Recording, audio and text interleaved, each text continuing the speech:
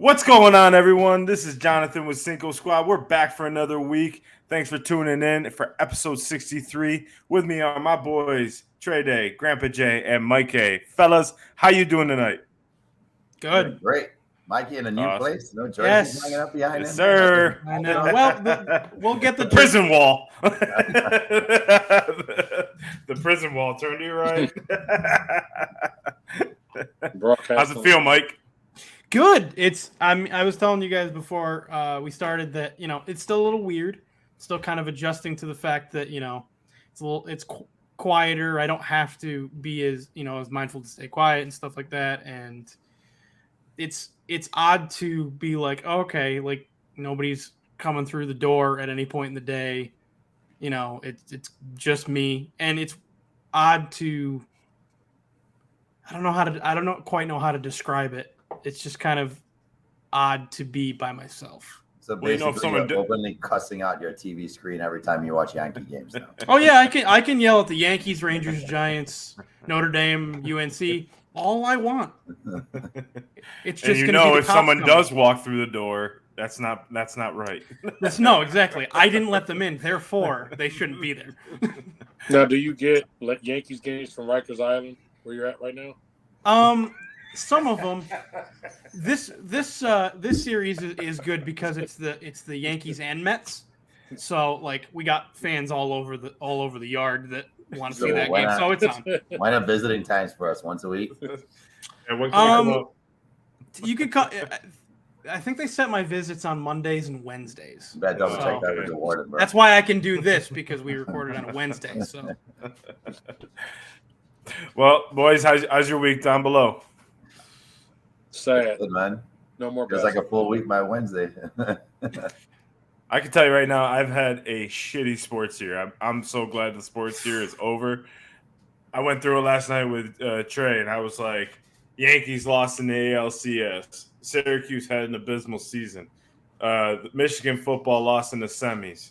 Eagles lost in the Super Bowl. Heat lost in the finals. I'm done right now. Like, can I get a win somewhere? Like, someone win. The Red Wings had positive progress to developing their young players. So, I mean, it's to the bottom of the league. I know. No. That's Chicago, oddly enough. Well, I mean, it's been a great, like Trey said, it's the end of the sports season, as we typically say right around now. Denver Nuggets, hats off to them, beating Miami Heat in 5 games. And the Vegas Golden Knights took home the Stanley Cup for the first time in franchise history for both teams. So that's pretty impressive. Man, that was like the stadiums just looked like electric, like especially Vegas. Like Trey was saying about Vegas, he was saying how it's like cool because it's not like a show. Like this was like you can't predict this, right? So, right. Trey, what was the point you were making last night about Vegas? Well, Vegas is used to hosting like boxing events and these big events like that, but this actually is Vegas's team. So this means something to Vegas, like Floyd Mayweather fighting, or let's say Mike Tyson back in the day. That isn't Vegas's investment. So this is a time for Vegas to actually celebrate Vegas, and nobody puts a better show on in Vegas, but they're usually just doing it for a mercenary. Usually. So I love the fact they were singing and chanting and like it was great energy. I mean, the irony of the game is all of a sudden Florida comes out and it's a 2-1 game, and literally the announcer puts his jinx on the moment and goes, normally for the whole playoffs we've seen Vegas dominate every second period, so this is kind of unusual, and that's 9 minutes into the second. And then for the next 10 minutes they go on to score 4 goals. They're up 6-1 going into the third, and the fans are going nuts because there's no way we lose a 5-goal lead here. So they're celebrating 1 period early, and an absolute demolition to keep the cup in Vegas. Yeah, it was an ass whooping. But I mean, I think Florida met its match. It was without their best player, who had a broken sternum.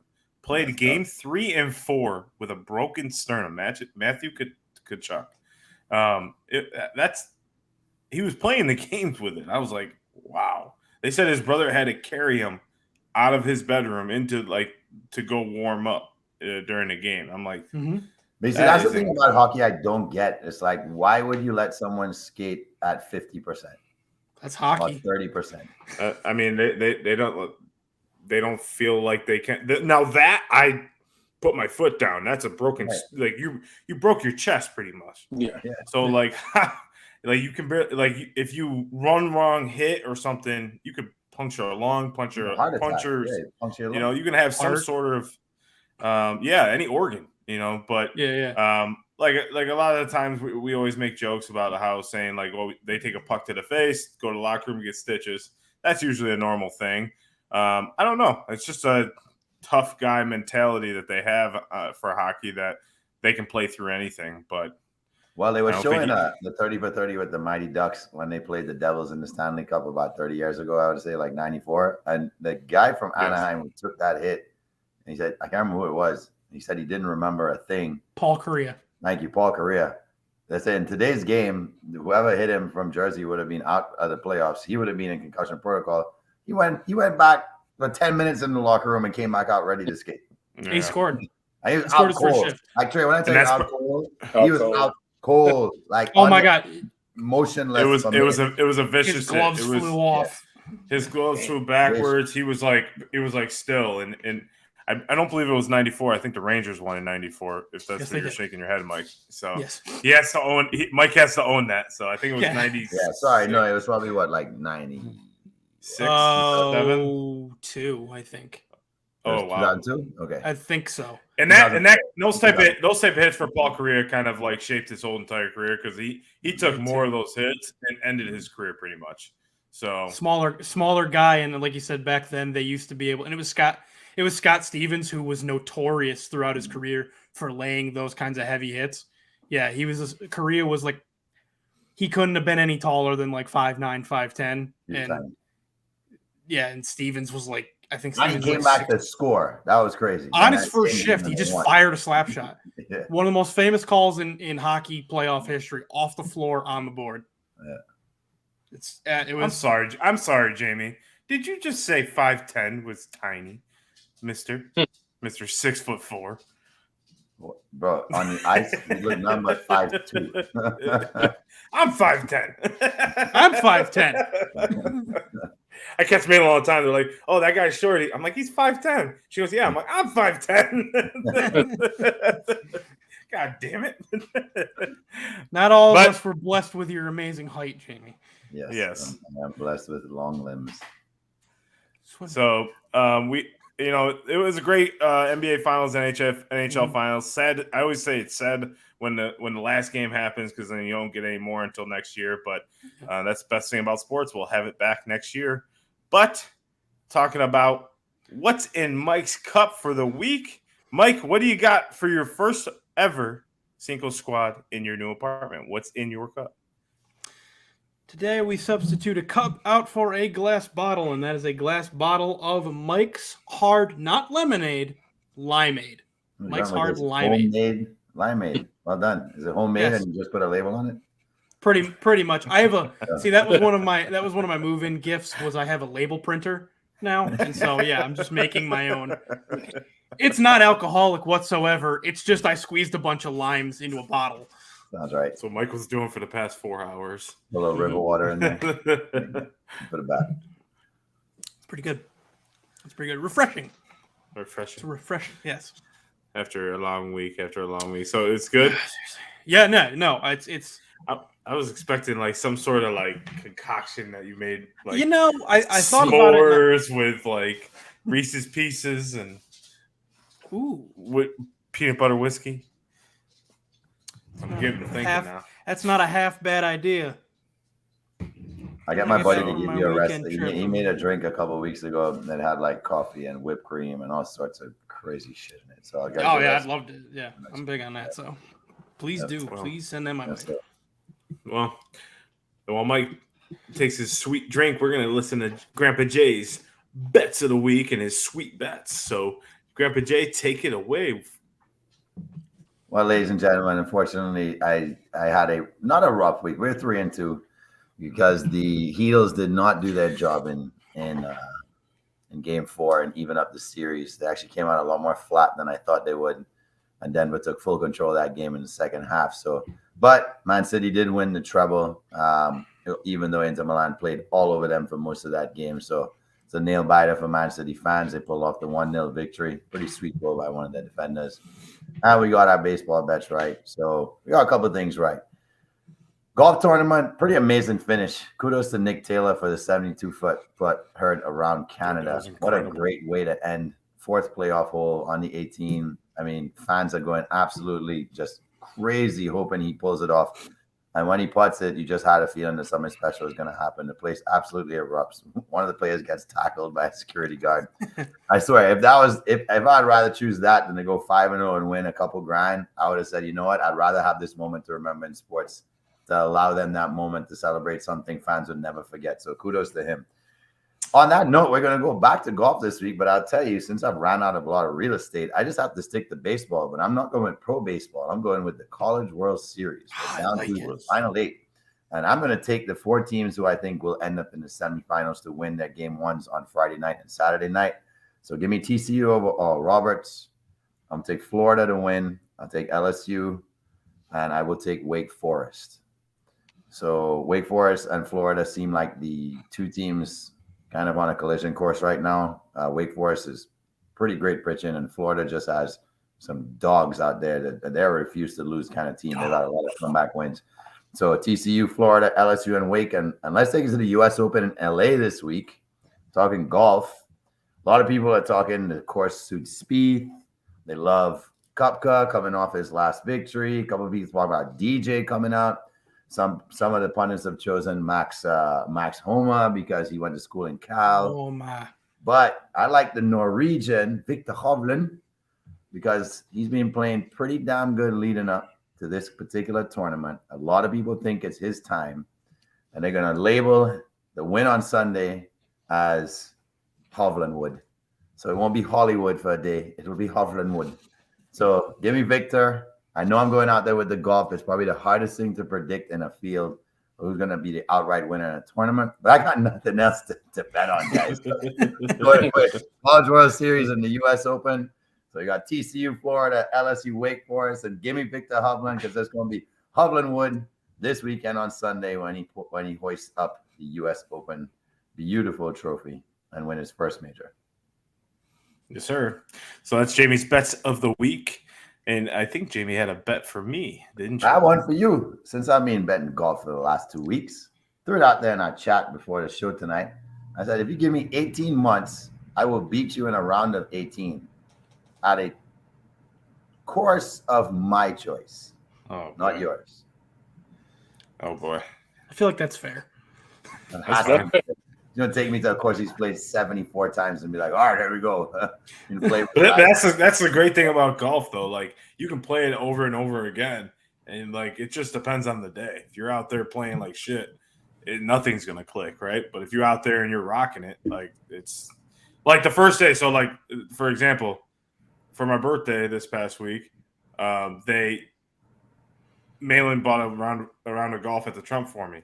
So we get out there, first hole – smack the drive down the middle. Second shot, put it within 5 feet, put the birdie in. All of a sudden, heard the horn, lightning delay. And then it was basically storming all afternoon. So we only got played 1 hole, and I birdied it. Boy, take it, bro. I know. Right there. So I was like, man, all right, whatever. So, but yes, 18 months from now. So that will be December of 24. Yes. So mark your calendars, and Trey and Mike are flying down, and we're gonna do a live show for it. Oh, there goes my suggestion. We have to come up with a bet. What would be your suggestion, Mike? I was gonna say we got a ton of courses that I don't think either. Well, I know Jamie has. I don't think John's ever played. So I was gonna say you guys can come visit me, but you're not gonna want to come visit me and play golf in December, so that's fine. No, sir. No. I want maybe play hockey. Mike, what did I tell you back in October? I want nowhere near that place from October to March, June. But you have 2 months. You have 2 months to plan me to come to Rochester. But the leaves July changing. and August. But the leaves changing, John. That's great. They can change. And Christmas. Last time I went to Rochester, Magic. everyone knows I went to Rochester. Mike and I went to the Yankees game, and I got sick, and it was cold. And I didn't bring anything but shorts and T-shirt. So that was my bad. So December of 24, Jamie versus John. and I think match. Mike and Trey are going to come up with the prize. Yep, We'll on the side we'll discuss the prize. Yeah. Okay, Jamie, holding you to it. You're going down. We're gonna have our own match. Hello, friends. Sponsored by Capital One the whole time. I'll be like DJ Khaled. Every month you just see me becoming a bigger golf aficionado. Give me 18 months. God. We going pro, baby. We going pro. We need to shoot. Instead of Capital One, we'll be sponsored by Capital Two. So Capital Two. We're here. Suncoast Credit Union. Suncoast. Incredible back, guys. Leave my back. Brought to you by Corning Federal Credit Union.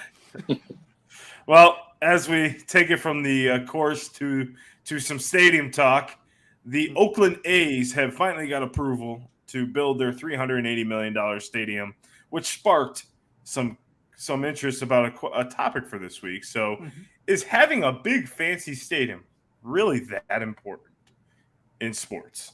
It seems like all the teams now are starting to get these billion and multi-million dollar, hundreds of $1 million stadiums. Is it that important to have a successful franchise? Trey? I mean, it's important for the fans, I would say. I don't think it's really important to the players that much. And the more important thing for the players would actually be the condition of the field, which was always an issue that Oakland had in general in that case. But you don't have to have a fancy stadium to have, playable grass, which is something that the Raiders went through, the Athletic, that was what Oakland was going through. Same thing up in Oakland. Oracle was thought to be a dump, and the Warriors won their first championship in Oracle and had many of success in there. So I think you can definitely have a successful franchise without that. But for the fans, I guess it's cool to go to a spaceship or something like that. But, I mean, I'll be honest, when I went up to Golden State, I had fun at the Chase Arena this year when I went to a game. But it felt like a business building. It didn't feel like I was in a basketball arena. And there's a certain vibe of feeling like I'm in a business office building that, I don't know, it just doesn't feel as sports. So I kind of like some of the nostalgia of a Lambeau Field, a Soldier Field, original Yankee Stadium, Wrigley Field. I kind of miss that nostalgia versus these corporate suites where all these rich guys come out, enjoy the game, and the real fans are at home because they can't afford to go to these, $70 billion stadiums that these rich owners are asking for the city to pay for, which is its own separate issue. But yeah, I think that's yeah. But yeah, that's what I'm saying, like in my opinion. But I don't know. What are you feeling about that, John? Yeah, so I mean, I agree with you 100%. I think it plays more. So when it comes to the stadium, obviously because now the Jaguars are now doing a renovation to their stadium. I think that's like a $700 million or something like that renovation. Billion. It's more billion. Is it a billion? But it's a renovation to their stadium. It's not building a new one. It's basically a 2-year renovation program where they're keeping that foundation and building onto it. So here's the biggest thing for professional sports is exactly what you just said. It's nice for the fans, but if it's not fan friendly, it's not really, what are you doing? Why are you, for Yankee Stadium, to starters wise, the biggest thing about Yankee Stadium is if you sit in left or right field, if you sit closer to the big middle wall there, you can't see on either side of the field. So it's really a shitty. They have TVs down the wall so you can watch the game. So it's like you're going there watching the game on TV if the ball get hit to right field or left field. So it's not made for fan friendly. It's more made for, like you said, a business. But you miss that nostalgia of that, Babe Ruth played here, or, we used to see, what have you, come through that tunnel, that type of thing. So I think in professional sports, that's where it plays more. Versus college. I think college, now it's becoming more of a thing where all these facilities, look at Florida just put in a $90 million football facility. A $90 million just for football, nothing else. Syracuse is going through a $150 million football facility. That's it. A lot of these schools that's a big recruiting because they get the big shiny toy. They get the nice locker where it has a bed in it, and they got the pools. They got the, the weight rooms with the plates and the all nice shiny. They got everything. They got I think Alabama has like a snack bar where they have all these healthy. each player has its own diet and everything listed out. So that plays a factor in college because you're trying to recruit an 18-year-old kid that's basically like, wow, Right. look at all this, versus an NFL player, you kind of already have that with your own lifestyle. You're making millions of dollars. Your house is sometimes nicer than your stadium. So it's like, you get that feeling. So I don't know. That's why I feel I think it's like, I don't think it's a big factor. I think the history of the team plays a bigger factor than anything. I don't think, I think for the Jaguars, it's big for them to kind of get something that's new and fancy. I think for someone like the Raiders, who, ultimately they got a Legion Field now, but I think they needed it because they were losing fans at the end of the day. So when it comes down to it, like Trey said, I hate that they're price gouging. It's ridiculous to go to a game now. You go to the game, you're spending at least $2,000 or $3,000 minimum, and that's including the tickets, the parking, the food. You're spending that much money. You don't have to, but I mean, most likely, if you want the full experience, you're going to spend that money. Bro, what are you buying? What liquor are you buying at the game? But I'm saying, like, if all four of us went to the game, the total we would spend is probably $2,000. Yeah, for like with a lot of alcohol. That's what I meant. No, I mean not even. I mean beers are like $20 a piece. Like so if each of us get 3 beers, whatever that costs, then and whatnot, the tickets alone probably are $300-$400 a piece to go to a football game. I mean, you and I are looking at tickets for the Bucks and Eagles right now, and the Bucks and Eagles right now are. The minimum I can find right now is $230, $250, and that's up in the triple deck. I ain't going to sit up there. Yeah, I ain't sitting up there. So it's like, yeah, I mean, you're going to be spending probably over $1,000. You go with a group of 4. That's why I kind of like baseball in a way, because baseball you can kind of get away with going to games for like $25-$30. Obviously, worse teams, but even the Yankees, you go sit in the bleachers, you can get away with like $50 tickets. So, Jamie, what are your thoughts? Well, I have mixed emotions about this because I look at it on 2 fronts. One is sometimes the city gets desperate and they have to make a move, and Oakland has to make a move right now to try and just salvage what's potentially their last professional sports team. So I think right now for them it's that we lose the lure of professional sports as something to attract people into Oakland forever, or we just go all out and have this beacon that stands out as one of the better stadiums. It won't be able to compete with what the Rams did in SoFi, but at least I'll have something in the northern part of the state that could be like, hey, like we have the best possible facility out of any other facility here in the northern part of California. California being such a big state, you then draw other events to it. So I see it as something that's a salvage for the city itself to keep dollars in the city from a tourism, sports standpoint and entertainment standpoint.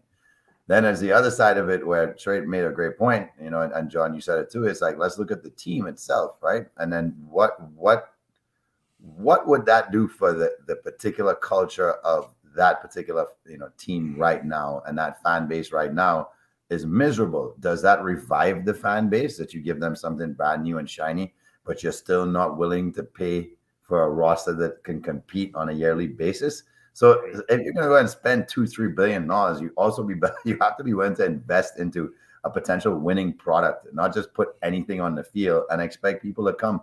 Because the worst thing that could happen in baseball is this starts to become the trends of what they do in the Olympics. The Olympics have finally said we're done with these models.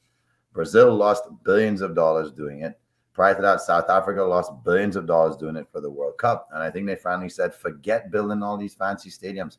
They end up just a miserable attraction because they're going to be broken down and they're going to be just a ghost town within 10 years. And nobody's going to put it to use. And then taxpayers are going to be like, what the hell happened to our money? So now everybody's miserable. The model really should be, based on all the factors we're mentioning. But unless you can sustain this and you have a 10, 15, 20, 25-year plan for it, don't do it. Just go ahead and just say, you know what, if we can renovate the stadium, make the field better, there's so many companies that can come in and beautify and gentrify a space that you already have. Just stick with what you have and make it a little bit better, and you do that as your last plea. But we all know that they're done. We know they're out of town, and this isn't going to go through. So, like we all said, maybe Vegas has been due for a long time, being able to have a really strong professional presence in sports. and then we'll see what the evolution of that looks like with having a football team, a baseball team, and then soon enough they'll probably end up having a basketball franchise. Well, the biggest thing with Oakland is it wasn't so much the fans didn't want the team. The city, the actual like people who run the city didn't want the team anymore. Mm-hmm. Didn't want to build them a new stadium when you needed a new stadium. There were signs of where we could have had stadium catastrophe coming out, right? So I hear that. I miss the fact, and I kind of, to Trey's point earlier, I kind of miss the fact of going like, I've been to Fenway, I've been to these older stadiums, and it's like that. You just get all the history in it, right? Like, and I feel like if it ain't broke, don't fix it. If you can patch some areas, those type of things. But it is very broke. Like that stadium is very broke right now, so it needs more than a patching. So. Right. But to your point about the city, and what I don't like is why should the city be paying for this? Why should the taxpayers in the city be paying for this? You are billionaires. We are basically empowering these billionaires by having the common man is making, maybe $50,000, $100,000 a year. And he has to take money out of his taxes to go pay for a stadium that he can't even afford to go to. Some of these people live in these cities, they're not even sports fans at all, and they're paying for this. Then you may even have a fan who maybe is a transplant. He's not even a fan of that team. And now he has to help pay for that stadium. Meanwhile, this billionaire is charging, $1,000, $2,000 for a family of four to go see their favorite team play one time. And that's where I get upset with it. So to an extent, I get why Oakland doesn't want to pay for a stadium, because why should Oakland pay for the stadium when that rich billionaire is going to keep making money off of that? When you look at SoFi Stadium, I look at Stan Kroenke. He won a championship last night. I watched that same man go win a championship with the Rams a couple years ago. He also is getting paid for the Chargers. He's getting paid by the Colorado Avalanche. At a certain point, why should cities be paying for it? Now, Stan Kroenke's case, and I'll give him the credit, he put up the funding. And that's why I'm okay with that, with him doing that with LA. But a lot of these guys are not putting up the funding, and then they're expecting the fans to come out and pay for it. And that's flagrantly wrong. I think that is foul. I think it should always be on a half and half basis. Like the city should be held somewhat accountable, because the money is going to be reinvested. Like a lot of it isn't always going to go back into the owner's pockets, right? Like you have to look at the other factors that are going to play in here, right? You're going to have 1,000 jobs open up based on how you plan to use the stadium.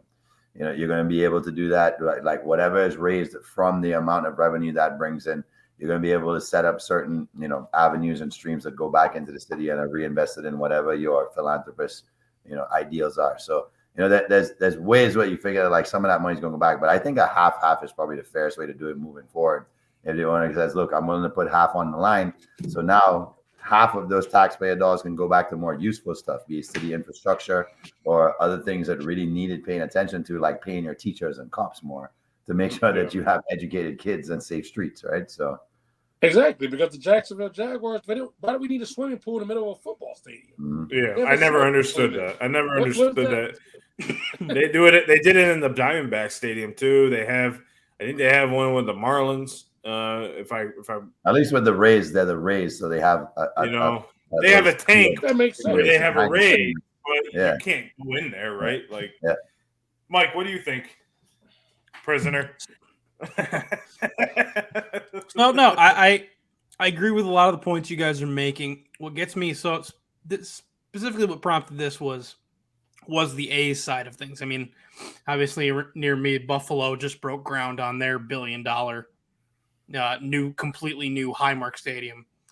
But it was Oakland because what the trouble is in Oakland is that the city owns the Coliseum and the A's are leasing it. So the city's like, well, if you're going to get out of this lease for a new stadium, even if we help fund it, you have to pay us to get out of your lease. And the A's are like, no, we'll just wait until the lease runs out. And the city, so they're going back and forth with that. I agree that the city should be held partially accountable for it because it is a tourist attraction for them. But I also agree with the side of these billionaires have all this money that they can put into this. They can help fund it more than traditionally owners seem to be willing to do. What gets me is the point of how it's not just about the stadium. To answer the question in the topic, it's not just about the stadium because with these new stadiums, they're such caverns. And with the price gouging makes it even worse. Like, I'm not going to pay, if it's if my team is fantastic, right? Like, we're world beaters, we're most likely going to at least contend for the championship, if not win it. Like, okay, I might be a little more willing to spend a good amount of money on tickets to go see a great game in a great atmosphere. But like in the A's case, especially A's, Royals, the Tigers in baseball, these teams are absolute garbage. They're dumpster fires. And so with these cavernous stadiums, I'm not going to go pay, $100 to $200 minimum to sit in the nosebleeds 500 feet away from home plate to watch a terrible A's team. I'm just not going to do it. Whether I want what go ahead, go sorry, for it. No, I was say, whether I'm a lifelong A's fan, a new A's fan in Vegas, what have you, any sort of on that spectrum of fandom, I'm just not going to do it because it's not worth it. Like, cool, okay, I'm going to go pay all this money to barely be able to see a team that's going to get beat 9-0 because they don't have any good players. Like, it does. And to Jamie's point with the Olympic Stadium, like, case in point, Montreal, the Expos Stadium was Olympic Stadium at Olympic Park in Montreal that was built specifically for the baseball in the Olympics. It has been empty of baseball since 2005 when they moved to Washington and became the Nationals. The only I looked it up. The only thing that gets played in that stadium now, which I can't imagine how many millions of dollars it took to build it, is select games for CF Montreal in the MLS. That's it. No one else is there. So you talk about a stadium going to waste. Like, okay, you get a handful of soccer games, which I'm sorry, it's not as big of a sport, obviously, over here. So you're not going to sell that thing out. It's a baseball stadium for a soccer match. You're not going to sell it out. So you're not going to have a good view. Right. And you're not going to have a good view because they're putting a soccer pitch on a baseball field. No matter what direction you put it at, some people are going to be sitting in seats that are a mile away. Yeah. So it's now a useless stadium that burned how much money. So I agree. It's kind of a double-edged sword where it's cool to have, but it's not as necessary as other things. And if you can't put a competitive team on the field that people want to see, it's useless. It's even more useless than that. Yeah. I mean, I think the biggest thing, and to your point, I mean, the A's are on an 8-game winning streak, just so you know. They were talking about that thanks to the Rays dropping 2 straight. They had the same record as the 0-1 team that went on that beat the streak. So, and now they started it right now. So, but what gets me is the fact of seeing all these fans come out last night and doing all this like hooting and hollering. You haven't been there all year, so realistically, you have no leg to stand on. Well, what they did worse was they waited till after the game. They waited till after the game, and threw every bit of garbage they could possibly find on. Yeah, what does that prove? What does that prove? That doesn't prove anything. Number one, you don't show up to the games anyways. The stadium has been really empty. It hasn't really had a full crowd like that, and you come out just to say sell the team. What does sell the team mean? What are you gonna do with selling the team? They're just gonna move it anyways. But I think the thing with Oakland moving to Vegas is a tourist attraction. You're always gonna have people in Vegas. It's the biggest tourist attraction in the country. So you're always gonna have people there, and people are gonna be like, "Hey, let's go to a Vegas Athletics game." Is it the biggest? I think in New York would still be.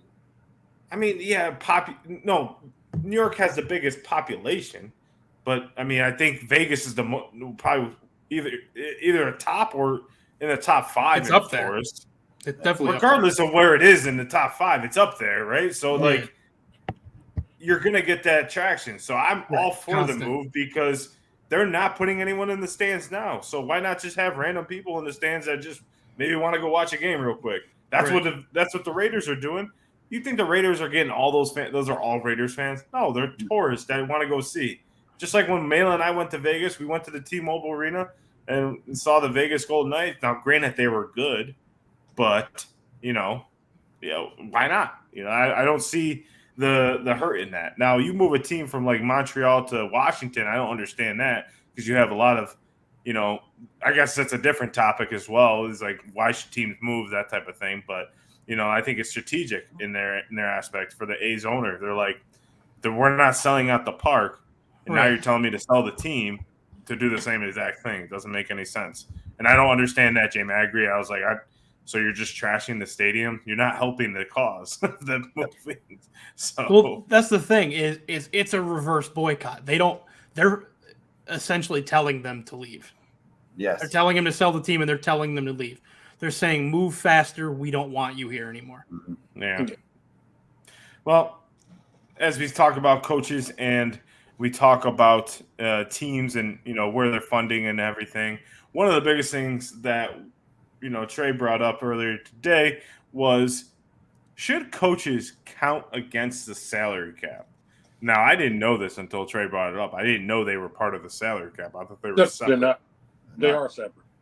They are separate? But should they become part of it? Should they become part of the salary cap?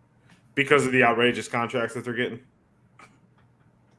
Hey, so to me, yeah, I think they should be. But you know why? Because a coach can sometimes be just as valuable, if not more valuable, than a player. I just watched the Heat go out here with 9 undrafted guys because they have the best coach or top 2 or 3, whatever you want to say, in Spoelstra, and go out there and do that. You can't tell me in the Patriots run the Bill Belichick, whether you want to say it was him or Brady was the most important person, he was at least the second most important person. Because as long as you have Bill Belichick, it didn't matter. They could have took Belichick with somewhere else, and he would have probably still been successful also.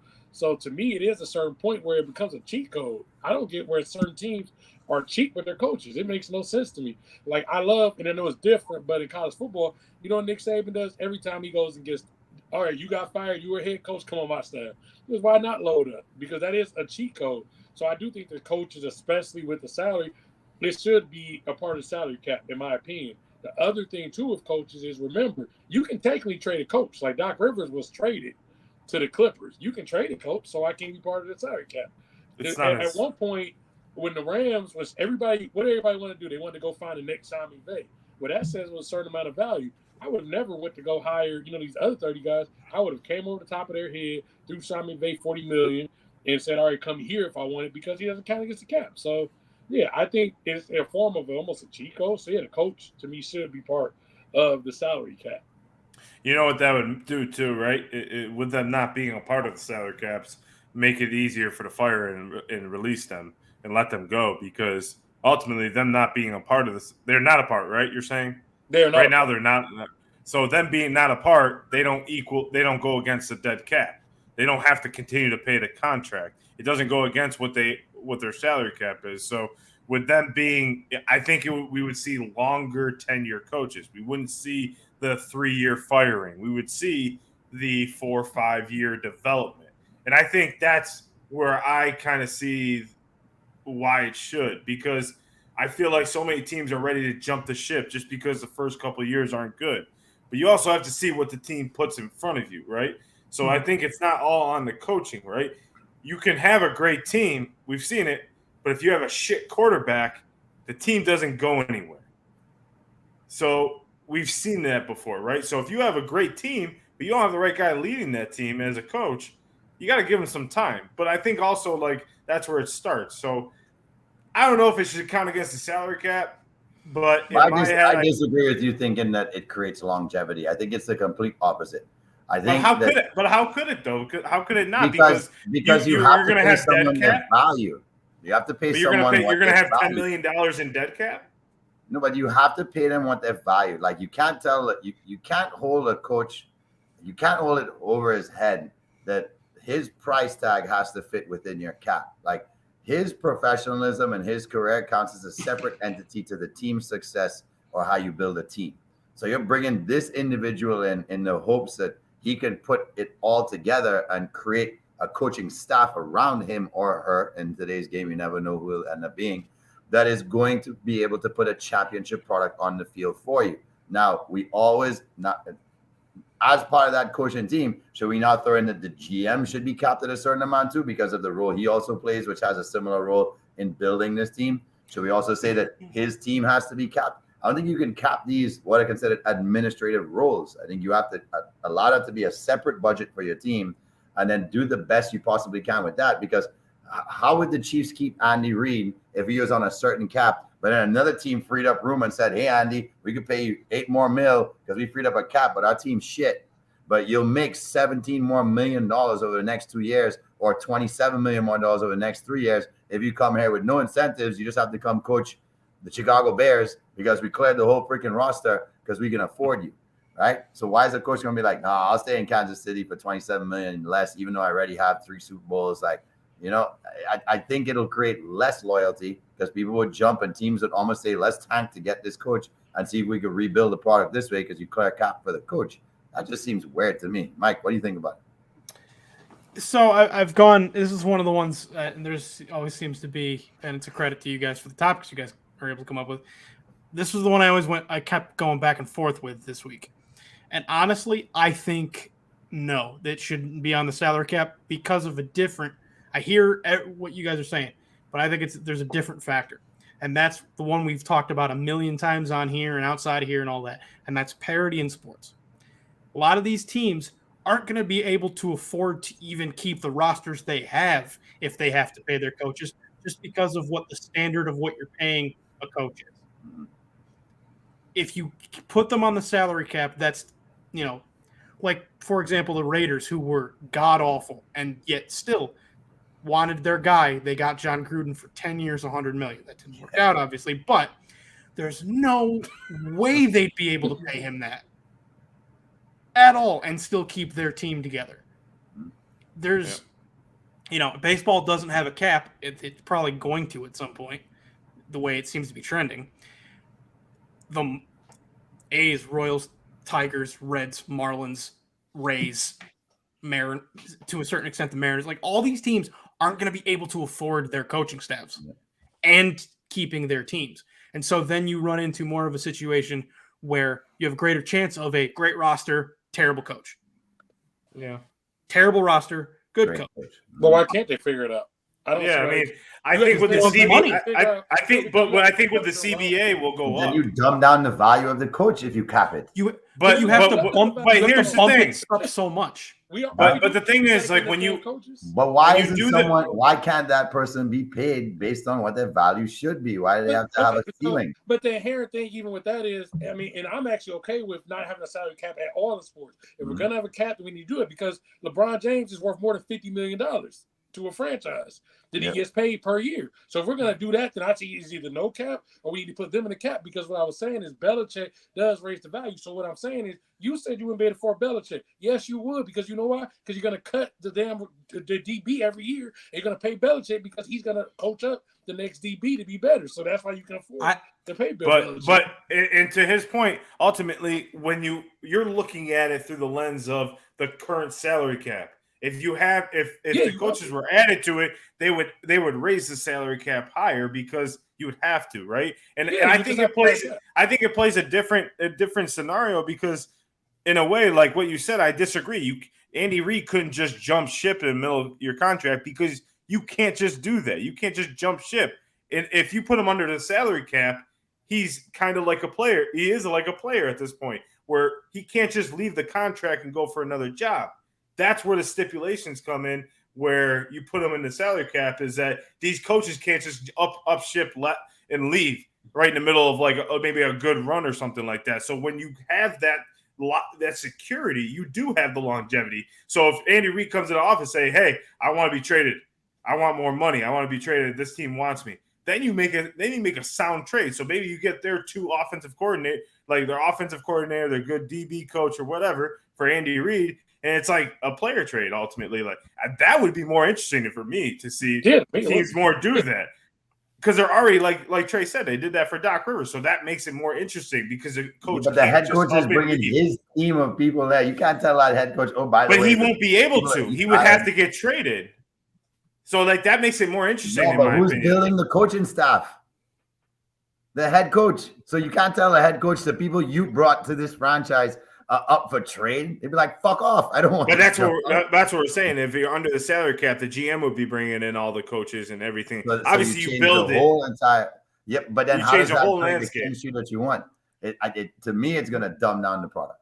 But no coaches. See, that's the thing. Do you Though. think No we have coach a is going new to want the GM picking their staff. Exactly. That's what I mean. So They do it already right now. No, they don't. No, they They don't. pick their players. That's their staff. Right. That's their team. How many times we see coaches? No, in the coaching staff. Coaches in Yeah, jail. that's Coaching the staff is a whole different thing. But the players are part of the staff.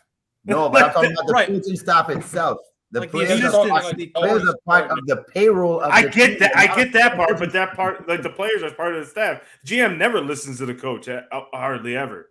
They takes it into consideration. We're not but talking about the players. We're not But I'm talking talking about in general. In general, the GM still has to sign off on the coaches that come Yeah, to the but franchise. you don't think the GM tells when the GM says, "Hey, are you happy with these people?" Fuck no, I'm clearing house. Okay, go ahead and clear house. Right. I think they have a good camaraderie with that, but you're saying the GM has no say in that, and he does. He does have a say. They do have a meeting about it. That's why the GM isn't on every deal. Yeah, but it's every not deal that has. Okay, he doesn't have that much of a say. Wherever the coach says, "I want this person as my offensive coordinator. I want this person my quarterback coach. I want this person as my offensive lineman coach because your offense sucks. I need my people here." The GM ain't saying no because they want the head coach to be leading those men or women to make sure that they're building the team into a better product. So if you flip who the main decision maker is in that situation, you're not going to get a lot of coaches that are going to agree to be a head coach under those GMs and not have say over who their guys are. So now you have a bunch of people who are the assistants of assistants of assistants. So what happens when a coach what happens when a coach just leaves and doesn't take his guy like they do in college? Like we see all the time. They just leave the coaching staff behind. They go get their other guys. The better ones leave them behind because they get promotion opportunities. And correct, but like I'm saying that they're not bringing their guys. Because to your point, they're not bringing their guys. So that doesn't make any sense to me. In this situation, they would have no power to get anybody. Mm-hmm. Whether they want to take them or get other guys. Not necessarily. And that because there'd be free agency, there'd be all that type of stuff, just like there is in football. Right, and then just like with the players to decide. I'm not saying that the coach doesn't have any say when he's under the salary cap. I'm saying in general sense, he doesn't get to just jump ship like they normally do. Where we say, "Oh, that's fucked up. Oh, that's messed up that he just jumped ship like that." We say it all the time, like, "Oh, damn, Brian Kelly left Notre Dame up high and dry when they could have made a college football playoff." Like that was bullshit. And that's why we always have a bad rap about Brian Kelly because he just ups and jumps ship right at the last minute. It's like, damn, bro. College game is a lot different than the pro game. But it's still like you're still having that commitment, though. That's what I'm saying. Like the coach, if in this sense, Andy Reid could just jump ship whenever he wants, right, and just leave his coaching staff there. Most of the time, they leave their coaching staff there. Doug Peterson didn't get to take his guys with him. Frank Reich was with no, he did not. He went to Indy. If he got the guys he wanted, it would be like Frank Reich. It'd be all those guys that he won the Super Bowl with Philadelphia. Yeah, but he got to pick the guys, obviously, that he's on his staff. But to say the GM has no say in who gets to come on the team, it does have. It is. It's not we're not saying no say. We're saying that the main decision maker on the coaching staff is not the general manager because what GM is going to give up that power if they get it? We've seen it a lot in sports. No GM has the power we're talking about. You see with the owners, not the GMs. Yeah. Davis, and then your boy up in Dallas, Jerry, and we see owners taking that position of they'll jump over everybody's head and micromanage and say they're not micromanaging. James Dolan. Yeah. Right. I have a solution. I have a solution that could make both sides happy. Shoot your shot. The coachings are not on the player salary cap, but you put into the next CBAs a coaching salary cap. For the whole coaching staff. For the whole coaching staff. It's a separate cap. It's a cap, but it's separate. So you don't risk hurting parity. You don't risk, but you can still get those trades, free agency, all those kinds of things. I mean, it's still to the point of what's the rules and stipulations with that, right? Because that's still dead cap. If they end up jumping ship, that's still dead cap. If they get released, it's dead cap. If they get fired, it's still going against them. So then they realistically can't go sign their guys. So it's basically back to the point where I was making before. Well, you have to manage it right. But it's a correct, and that's situation. what I'm trying to say. Is like you would. That's why I was saying the salary cap would do longevity, because if the GM says I can't just get rid of this guy, we just signed him to a 5-year, whatever, $15 million contract. We can't just jump ship on him because then we still owe him this freaking money. So it's like that's what I'm saying is that's what the salary cap would do instead of, it is create longevity with coaches that we're not seeing today in today's game in any sport. I don't disagree with that point at all. I just am saying I think it would be better off for not only the teams as far as money and contract management, but just the leagues as a whole to, yes, have a cap for coaches, but make it a separate thing so that it's not impeding upon anything that you have in a CBA with players. And building your roster off that payroll. Correct. Yeah, so if not, I mean, that's fine too.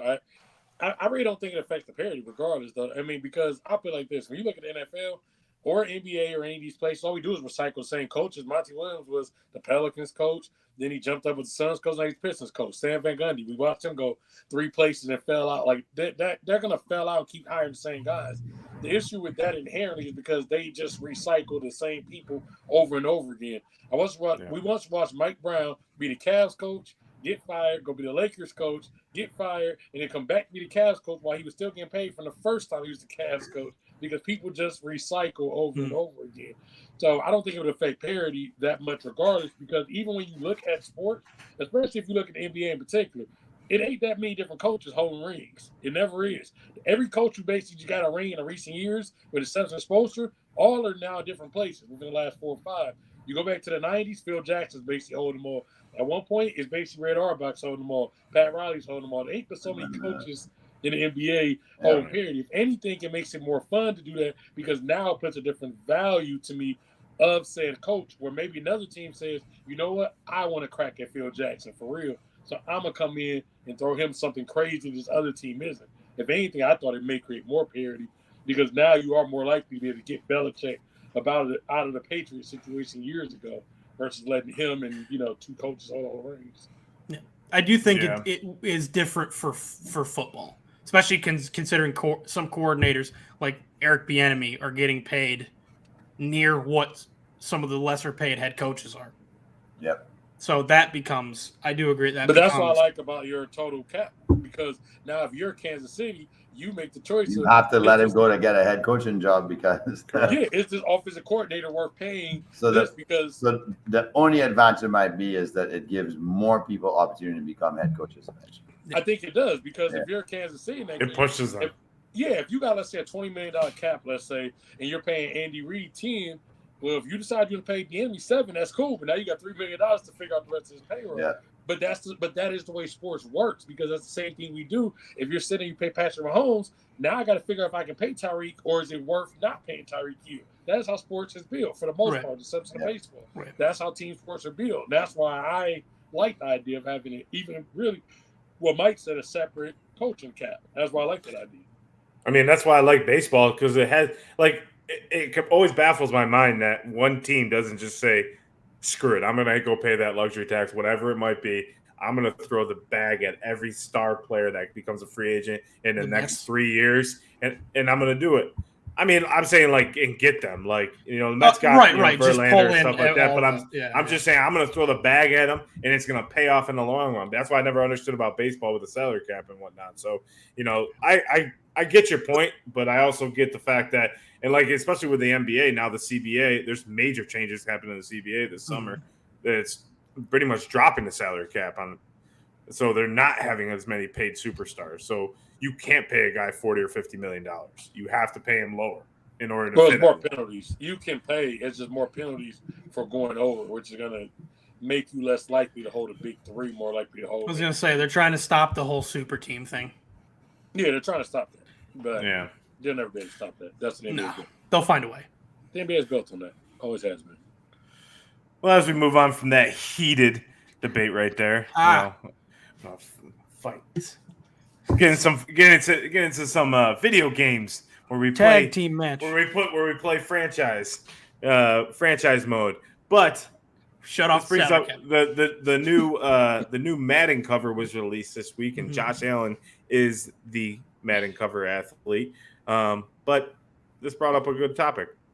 Who do you think should be the Madden cover athlete of 2024? Jamie? Mike, go ahead. Okay, I'll kick it off with a bit of an idea. I mean, Josh Allen kind of makes sense for what they're going for as far as like next up. I would have personally gone in this case if you're going to pick a next up quarterback. Probably I would go Joe Burrow. But I was thinking personally and did a little research on this. So, in the history of Madden covers, right, there's only ever been 3 defensive players. And on one occasion, Madden 10, it was Troy Polamalu, but he shared the cover with an offensive skill player in Larry Fitzgerald. So, I think we're about due for a defensive player. So, I would like to see a defensive player on there. My first choice in my head that popped in was Aaron Donald because of how much of a beast he's been and, how highly touted he is as a defensive player. Send it to Pittsburgh. You could put TJ Watt on there. But for the branding the future of the NFL on the defensive side of the ball, I would go with Michigan's own Aiden Hutchinson. Because I think he is his generation's JJ Watt. Hopefully He healthy. sings very well. And he does. And it's a good story with him. He went to college in Michigan. He plays for the Lions. Like, he's the hometown hero that's building up what I think is going to be a pretty good Lions team this year. And so I think he hits both factors in that he's already proving that he's a defensive star and that he can hold that, that title of one of the best defensive players in the league. But he's also super young. So in a video game where, a lot of kids play these games, he's going to be a guy they grow up with. And so being able to put, him on what could be their first Madden or their second Madden or one of their first football games played, I think is huge for the league in a branding sense and huge for EA Sports in the sense of like, hey, this is what this game's about. It's about touting the best players in the world in this game and giving you the chance to play as them. And here's one of our poster boys. So I honestly think Aiden Hutchinson would be awesome. I completely agree. John, you go ahead and see if you would. I like to hear it now how you spin off of that. If you're going to change who Mike would put on the cover. You're my best friend, man. It's my bullshit. Bullshit. Well, I was tossing this around as well. I mean, all great names: Joe Burrow, Josh Allen. It's just the year, right? Like, I always go off the year. Who had the best year, right? So who had the year coming off? Aaron Donald, I wouldn't say this year. They had a really shitty year. So the year after before, I mean, I would have said he probably deserved it. Yeah. I gotta stay at home with my boy. He made a lot of noise in the NFL this past year. I gotta stay at home with my boy Jalen Hurts. He should have been the Madden cover athlete. He made some huge strides and put the Eagles on the map again. And I gotta stay home with him because I mean he proved me wrong. So that says a lot. I had no faith in him coming into the Eagles, and now that's my quarterback. I'll buy his jersey. I'll wear it proud. So like I gotta go Jalen Hurts. He made a lot of noise this past year, and whatnot. Trey. Okay, there was only 2 right answers here. Oh God. Okay, so answer number 1. You only get one cover, bro. You ain't getting 2 covers. Actually, well, sometimes they do deluxe editions. There was only 2 people I was in between, but Brady and Mahomes shared a cover a couple years ago. No, I don't want these 2 to understand. I don't like the 2 cover thing. So really quick before we go to where I was getting at on my point, part of the reason I wouldn't pick Hutchinson is I guess it's like the signature thing. Like, what is his signature? Because if you go back to the history of Madden, it's always a signature thing. So when you say Ray Lewis, for example, it was hard hitting. That was the year he started doing the hit stick. When they did Richard Sherman, the year he was on there, it was the ball hawk corner. So they actually made the cornerback view where the corner actually had a little easier making interceptions. So they kind of keyed on certain things. They always do that. Barry Sanders' year, the juke was better because of Barry Sanders. Same thing with Michael Vick in his year. That's how Madden always goes. So you have to go with the signature thing. So that's why I probably wouldn't necessarily do Hutchinson. No offense to him. You know, Being go from blue, Michigan? whatever the hell he does over there. No, you know, go blue, whatever. Oh, but two different answers. So the first one, but this isn't going to be my choice, I would have looked at would have been Justin Jefferson because it's nothing like seeing that man score, that man gritty. He's up next as far as your next receiver. The children love him. All the children, all day. We out here all day with the kids. So that's where I'm looking at Justin Jefferson. He has the records. Nobody loves anything like seeing someone get mossed, which was a whole thing. That was a whole phenomenon in Madden. But the ultimate choice that I would have picked for my cover here would have been Christian McCaffrey. Christian McCaffrey is a walking video game. Christian McCaffrey, and you can make that face, Mike, but you got to remember this guy is catching out the backfield. He's running out the backfield. If you need him to go return a punt, he can do it. He can return a kick. He's the emergency quarterback. He is literally a video game. He is a created character. You can play him at multiple positions, and he is a fun video game. He has signature moves. You could have done special effects with him for the game. The thing is, I don't see, and because you're selling a video game, I don't see anybody picking up Madden and saying, you know who I need to play with today? The Detroit Lions, because of Aiden Hutchinson.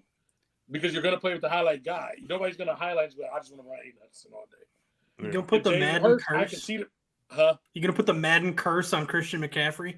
I don't believe in the Madden curse. But anyways, I don't believe in that. Okay.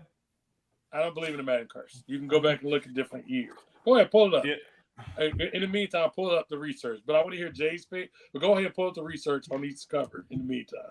I love your Jefferson pick for the reasons you said, because of his impact off the field, like how much he's an influencer where kids, bro, I got little girls doing the gritty before they jump in the pool as if like they scored a touchdown. They're about to jump in the pool and swim a lap, right? Like he's transformed the way kids express themselves in every sport. It's not just on the football field. Kids do it on the baseball field. I look at what your boy just did in that softball game where he almost freaking skinned his leg off. After he skinned half his leg off, he's doing the gritty to home plate in a softball game that means nothing, right? So it's become a generational expression from kids to adults, which is pretty cool. But I love where Mike went with it. And someone who I think right now who has the most polarizing personality in football as a defensive player is Micah Parsons. I know none of us care for the Cowboys, but he's great for radio. He's great for TV. His interviews are always on point. He's vocal. He's one of the more vocal people that makes sense. Like he doesn't just blab his mouth and not not show up when it's time to show up. He's a freak athlete. No matter whether you like the Cowboys or not, you respect his game because he's undersized and he can dominate the game. He can dominate an entire game and be the player. If there was a different quarterback for that team would probably have been in the Super Bowl or playing at least to play to be in the Super Bowl last year, right? So I just feel like he doesn't get the respect he deserves coming off of a pretty incredible year in terms of the impact he has on and off the field with his personality. I like those kind of players to be on the cover. So I chose Mr. Micah Parsons. Honestly, Parsons would have been if I had to pick a defensive person, it would have been Parsons. Yep. Because you could do kind of similar to like the Ray Lewis year. You could have made Micah Parsons like the highlight guy where you can put him at DN, you can put him at outside linebacker, and you could make the highlight or cue the game towards him. Plus, he has more of highlights and more of a personality because at the end of the day, video games, we're selling. We are selling to gamers. That is the point of the game, and that dude can sell. Yep. And mostly kids. Like we're selling to gamers, but we're also selling to kids. I mean, my second choice was Jetta too. He's phenomenal. Like right, like I probably would put third Christian McCaffrey too. Mike Parsons is a good pick. Jamie, I didn't even think of him, to be honest with you, as defensive minded. Aiden Hutchinson, I think, is a few years away. As much as I love that pick, Mike, he's a few years away because I don't think he's impacted the game right now. he had a great rookie season, but he hasn't impacted the game. And that's where I look at when I talk about Madden covers or, MLB The Show covers. I look at how they impacted the game the year before and how they're impacting the game currently. So, I think, any of those players could eventually do it. I think we'll see Aiden Hutchinson eventually. But right now, I probably would, go with, I think it seems like a common theme that we keep saying Justin Jefferson, but I think he probably deserved it. I don't really understand the whole Josh Allen thing. I don't get it. Quarterback. But I don't get it. He 2 years in a row, he's kind of slumped out of the playoffs. He had a really terrible season last year. But you I don't understand it. He's a gunslinger too, right? That's Mr. January. They love the gunslinger. He championship caliber. He said, Yeah, championship caliber when he's never been to the championship. So I just don't understand it. To Trey's point, I think it is partially based on what they're adding to the game, which I don't know if you've seen the teaser trailers and the gameplay and all that. They've added like the diving throw or the pitch or whatever for quarterbacks on passes. But they're not going to give it to Mahomes because he's had to cover twice now. Shared once with Brady, but he's had to cover twice. Yeah. They weren't going to give him a third one. So they're like, well, who else does that? Josh Allen. Right. Because Burrow doesn't really do that. I think they would have gone with Burrow. Do what? Like it's the diving like sidearm passes. Like Burrow is not as ad lib as those other guys are in the moment. They've added mechanics this year to like those ad lib plays like Mahomes and Allen do for quarterbacks because they have better technology to be able to, depict them. What about that throw in warm-ups that Burrow does when he threw it and he like turned around and he was like, it did it in slow-mo. You remember seeing that? I was like, damn, that's cool. Yeah, no, that was and the guy caught it down the field and he was just like, that should definitely be like a preview when you see like the prequel coming up to the game. Those kind of plays that happened last year. But if you did that shit in the game, that'd be crazy. Like you did that it's like Steph shooting a three, right? And just turn around and going down the court. And then doing that, just walking back to what. No, I want a 2K cover of Nick Young doing the turnaround when he missed it. Oh, no. Like right when it's on the rim. Yeah, they should definitely do that in the game. That'd be hilarious. But speaking about like how players that have shifted the game and they added that feature, I was watching something about a little documentary about Steph saying after he had the year with 400 threes, EA Sports had to go back and configure the whole way they designed how you would be able to control shooting in NBA 2K. Yep. Yeah. Because of Steph. And they're like, well, everybody's going to choose Steph because we have to make it so easy for him. So they had to create a whole new way of how you release the shoot to make it really difficult. So Steph wasn't that easy to play with. Yeah, they affected the whole meter and made it. They sped it up or slowed it down depending on the shooting form. Yep. That annoyed the hell out of me when I got the game. I'm like, why does Steph shoot so fast? I was like, oh, because Steph shoots fast. Okay. Yep. He shoots really fast. They kind of slow him down. I haven't played a new 2K. I haven't played 2K in like maybe like 4 or 5 years. I didn't have young nephews, neither would I. But I mean, is it really bad with stuff? Like I've never played. I haven't played. 2K no, in you a just long time. It's an adjustment. If you shoot with like, your Jokic's or like your Cats or like your big guys that shoot have like a slower form, and then you try to go shoot with Steph, it's an adjustment to how fast the meter goes up and down. What's great is you can play like the 90s All-Stars against the 2020 All-Stars and stuff like that. And what's crazy, you see the rosters, and that's how you see Steph has changed the game. You'll see guys come on the court like, oh, he could shoot threes too. Oh, he could shoot threes. But then you have the 90s roster. You got Elijah, you got Pippen, Shaq. You got Shaq, you have Penny out there. Like, who the hell's Shaq's got to be terrible. Right so you go down by 9 in the game to my nephew, and I'm like, I don't know who the hell to bring in and shoot threes right now. Right. Reggie Miller. Jordan missing shots. Like, what the hell? That's the thing. Jordan's not even active 3-point shooter. This is a side note, but I was just watching the Kevin Hart stand up, and when he was ripping Shaq. He's like, Shaq falls. Shaq falls like a big baby. He's like, that's so. LeBron's like, come on, God damn it, Shaq, come on. Well, that's an interesting topic we had there. We all had 3. Mike had Aiden Hutchinson. I had my boy Jalen Hurts. Trey had CMC. and Jamie had Micah Parsons. Let us know in the comments what you guys think as well. But you said we could all agree with that Justin Jefferson would be our common one if we had. Yeah, Justin Jefferson's the our whatever you call him. Unanimous pick, your runner up or something that. So a runner up would be Justin Jefferson. Not for whoever we picked. We can all agree Justin Jefferson. Yeah. So let us know who you think in the comments. We're definitely hyped to see what your thoughts are. But I think it's time, boys, for Stump the Squad. Yeah, Jamie, take it away, brother. Ding, ding, ding, Yes, ding, sir. ding. Yes, sir. So we've gotten to the point in the show here where we play our favorite game, and soon it'll be America's favorite game. It's called Stump the Squad. We ask each other questions, sports trivia stuff. 2 points if you get it right. Negative 2 points if you get it wrong. Guys, we just make you feel good, especially me. I just been getting things wrong on purpose so you guys don't feel like you're left out. Anyways, we're turning around this week. I'm going to let Trey take us away this week. What you got for us, Trey? Okay, so let me see. What do I got for us here? Okay, so since we talked about stadiums today, and that was part of our earlier discussion about the McMansion stadiums. So, speaking of SoFi Stadium, where the Rams, home of the Rams, home of the Chargers, there are a lot of lights in SoFi Stadium. Specifically, there are a lot of lights in the roof of SoFi Stadium. So, how many lights are actually in the roof of SoFi Stadium? That's a deep cut question. Did you go there and count? Yes, I went there and counted. Well, jokes. That's dedication. I love it.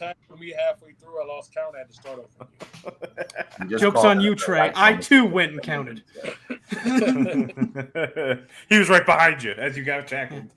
Hi, Trey. Hi, Trey. 1, 2, 3, 4. All right, go for it. Okay, so how many lights are installed in the stadium roof at SoFi Stadium? 18,000, 27,000, 33,000, or 41,000? 27,000 has 7 in it. 18,000. Man, we're talking about LA. LA's all about 33.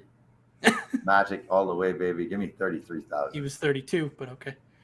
He was 33. 30, but he was 33. He was 33. Fair enough. Okay, so we're locking in Mike at 27. John? 18. Jay? 3-3.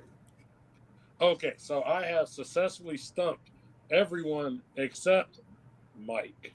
Damn it. 7! Good start. God damn. Yes. God damn it, Trey. 27,000 lights are just in the ceiling alone in that stadium. That's crazy. The light. I was thinking more energy efficient. The bulbs are better, those type of thing. But you know what? You'd think in LA with how like green and like peace, love, and rock and roll. Not when you have to light a stadium at nighttime for a nationally televised game. There's no peace, love. Yeah, nobody's watching. Love is all bright lights. They suck. Nobody's watching. all right, Trey, who's next? So let's go with Jay next. All right, gentlemen. So coming off the NBA Finals, what was once just known as Finals MVP is now the Bill Russell Trophy. So if we're going to term it that, even though players back in the day didn't win it, over the last 30 years, how many different NBA players have won the Bill Russell Trophy? Is it 15? Is it 17? Is it 20? Or is it 21? 17. It's got 7 in it. 15. Yeah, that was my guess immediately when you said that number. 15. You know, I'm so pissed that it actually has a 7 in the answer. So I've stumped John and Trey. The answer is 17 different players have won the Bill Russell Trophy over the last 30 years. I figured one is super high just because you got people like LeBron who repeat multiple times. Elijah won 2, LeBron won 3, Jordan won 5. Kobe has 2. Yeah, with D-Wade, Kobe won 2. A lot of players have multiple. You have a lot of repeats. So but from 93, so he had won 2 prior. Okay, yeah. So I was thinking about Steph had 4. Or Steph has 3. Steph had 1 because KD. 1. KD has 2. Iguodala got 1. Steph never got 1. Wow. 1. I got it last year. Remember how much last year the whole topic was like, can Steph finally break through? Can he get the respect he probably deserves as a superstar and finally win an MVP, etc. So who was the first one? Was it Iggy?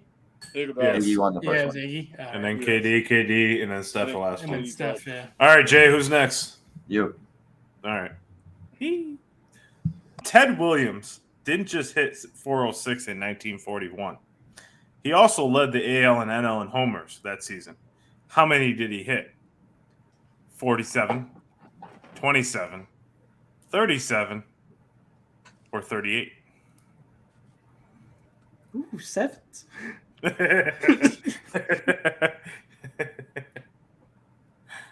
See, now the Mike's trouble- like A through C. all of them together. Did you adjust your answers? Maybe. Yeah, you might have. Is that 38, 47, 37, or 31? Or 27. 27, 37, 47, or 38? Mm-hmm. There's only one that's not a 7. 37. Trey says 37. Mike? Oh, I've looked this season up before. Trader. I'm a baseball fan. Gotta respect Ted Williams. 47. Yeah, you know that. I don't know, right? Because if Maris had the record at what? 61. 61. And if you're gonna lead both, I don't think you could be in the 30s. So I'll go with 47. So Jay has said 47, Mike's 47, and Trey is 37. I have successfully stumped Mike and Jamie. It is 37. Yeah. So the score now is Trey at Jamie's -4, my bad.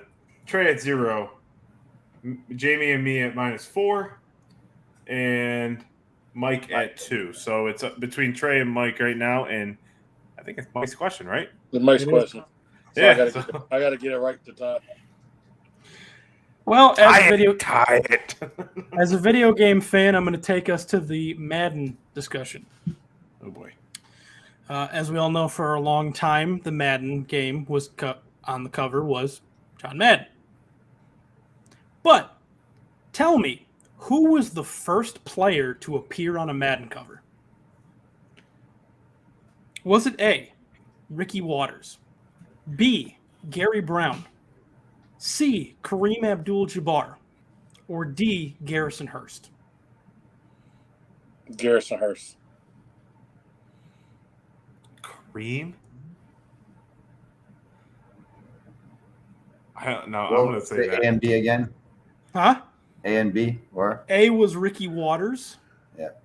B was Gary Brown. A Ricky Madden cover? A running Madden cover. Waters. Wasn't Madden 97?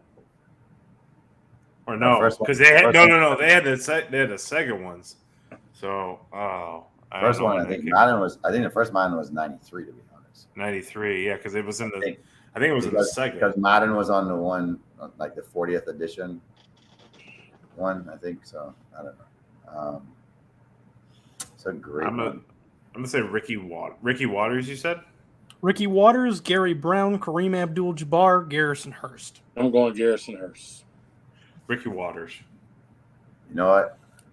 I'm gonna get all three wrong again this week. I'm gonna go with Kareem Abdul-Jabbar. It Okay, just so seems so whack. We've got John at Ricky Waters, Jamie at Kareem Abdul-Jabbar, and Trey at Garrison Hurst. I have successfully stumped John and Jamie. I actually knew that answer. It was Garrison Hurst. I knew that answer. But we'll say this. Kareem Abdul-Jabbar was a running back for the Miami Dolphins. Yes, he was. Yeah. I did not know that. And oddly enough, a 1,000-yard rusher his rookie year. Yep. He played for UCLA. And he also went to UCLA. Yep. I could not believe it when I read that. I would have. All right, so I we definitely have a thought it tiebreaker. So tiebreaker question, Jamie, you got it, or do you want me to find one? I have one. I think I have it. Okay, go for it. Can you tell me how far off the next active player is from getting to 2,000 career hits. So of the next person in line, because McCutcheon's just got 2,000 career hits. Right. Mm-hmm. How far up is the next closest person? Obviously, in terms of active players, how many hits are they off by? 325. They're off. So how many hits do they still have left to get to 2,000? And this is, I'm guessing, closest. 327. Fucking put a 7 in there. Mike, you're 325. Yeah. And Trey, you're 327. Yep. Should have gone with a lower number, Trey. So Damn it. it's a lot closer than you guys think. The next person to get to 2,000 hit is going to get there very soon. Yeah, And it's it's like one. one. And it's won by the name of Freddie Freeman, who's at 1,992. Really? Oh, active player. I'm sorry. Active I player. thought you meant next player below that, but I was gonna say one because No, I know looked it that. up and it said 1999. I was like, damn, there were one. Active All player. right, so this week's champion of Stump the Squad again is Mike in his new apartment. Mike, you get the rant of the week. Nobody likes you when you're 23. Nobody likes you when you're 1 or 2 or 3 or 4 or 5. So for my rant of the week this week, I wanted to kind of circle back a little bit to something we talked about in the opening, which was a great congratulations to the first Stanley Cup titles and NBA final title for the Vegas Golden Knights and Denver Nuggets, respectively. I think it's awesome for both leagues that, you know, you got teams this year that, sorry, John, about the Denver thing, but that you got teams to win their first titles. I think we always say it all the time, talk about parity in the league. It's awesome to be able to see those two teams who have been, even in Vegas's brief history, successful most of the time. There's only been a few lulls for the Nuggets at any point. So to be able to see both of them finally get over the hump and be able to succeed in, you know, their goal and put together great teams with great players and iconic moments, I think is awesome. And so as we round out this sports year, I think as much heartbreak as I'm sure Miami Heat and, you know, well, essentially my city of Miami and surrounding area are going through at this point, I think we rounded out the year with two awesome series and two awesome moments to be able to see those franchises lift their first trophies in franchise history. And I'm sure more to come down the line. And hopefully the Heat and Panthers will be able to get there again next year. I think they both have a lot of potential to do so and, you know, be able to host the trophies themselves next season. But that's what I want to do for my random week. It also sets up for the Miami Dolphins losing in the Super Bowl this year. I don't think they're making the Super Bowl. I think they're making it. It's gonna be a tough feat. No, I mean, I'm not in any heartbreak because realistically, Trey and I talked about this the other day. I really never have any hopes for the Heat going into the playoffs. I didn't even think they were gonna make the playoffs, to be honest with you. So for them to even make it past the first round of the playing game, or the second round of the playing game, you know, I was happy about that. So not really a heartbreak. I mean, realistically, the thing that I keep seeing is like most of the people keep saying, oh, they need to revamp the whole entire team. Well, now hold on real quick. Do they really? Because everyone kept saying they ran through the East with a team of undrafted people and role players. So they go get a star or two. Yeah, I mean, I think they get a couple more key pieces. They can really run through the East next year. I don't see really any other team that's stepping up. You know, especially with the Sixers losing Harden and whatnot. But yeah, I don't see it as much as a heartbreak. It just sucks that my teams have come like this close this year and they've all lost in the finals or the semi. So sucks. But any final thoughts, boys? Yeah, for sure. Since we're giving congratulations for championships, have to give Novak Djokovic his kudos, becoming the all-time leader in men's tennis history for the most major titles. He's at 23 all by himself now. And there's a stat nobody realizes about him that makes him actually a much more well-rounded player than Rafa Nadal or Roger Federer or even Pete Sampras was, is he's played in 7 finals of each Grand Slam tournament. He's the only man to do that. He's also made 34 appearances in finals, and he beat Federer 4 out of the 5 times they played, if Federer is considered the GOAT, because a lot of people still have him as the GOAT. Novak dominated them head-to-head when it counted the most on the biggest stage. Wow. So I think he just cemented himself as the greatest men's tennis player of all time.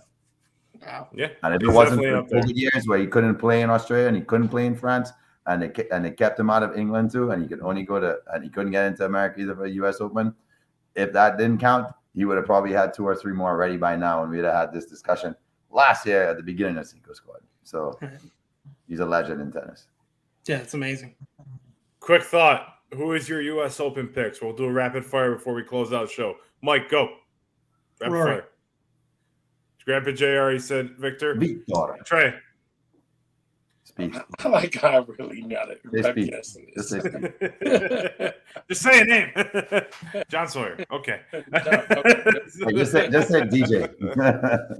All right, I'm going John Ram to not repeat, but to get another U.S. Open title. So that's second best odds to win it right now. No, you know, Phil Mickelson. He's gonna give a big middle finger to everybody. He's gonna come right back from the live tour and give everybody a big fuck. Please don't do that. Please don't do that to me. Steph has the best. That's my pick. The villain's back. Your boy Chef, John. Your boy Chef is at the Welcome to the Villains Club, Trey. The lowest odds right now is for Chef to win, and then he's always there with a bunch of players. He's always right there. Scheffler's always right there, and he's always gonna contend. And then you got to look at Schauffele. Schauffele's definitely not played as well this year, but I can see him contending as well. It's gonna be a tough course. They have a hole. The 15th hole is 78 yards. Yeah, that's why I think it sets up for Fleetwood too, because he doesn't play a big game, and he played great golf last week. So but it's the hardest hole on the course.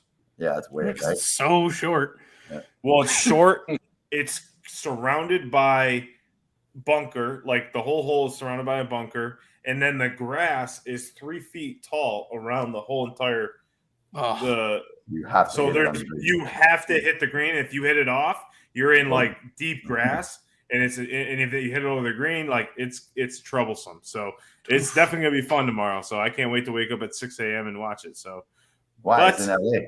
That'll be 3 hours behind. They ain't playing no golf at 3 a.m. That's right, LA. So I get you can sleep into 9 when I start work. But fellas, another great week of sports. Unfortunately, our sports year has come to an end. We got baseball, the U.S. Open this weekend. Make sure you guys get out there, have some fun, and watch some good golf. We'll see you here next week for episode 64. Have a good weekend, everyone. Like, comment, subscribe.